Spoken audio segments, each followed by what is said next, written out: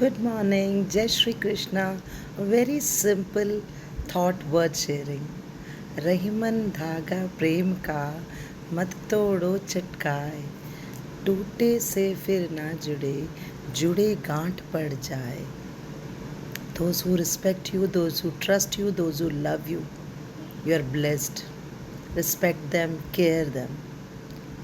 जो आप पर विश्वास करते हैं, जो आपसे प्रेम करते हैं, उनका दिल कभी नहीं तोड़िए, क्योंकि एक बार इस धागे में गांठ पड़ जाती है तो वो खुलती नहीं है.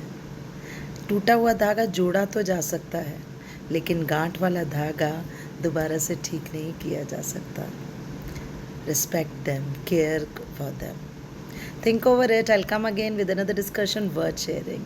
Take care of your health, respect your elders, love yourself, and spread loves around. Love you all. Bye bye. Jai Shri Krishna.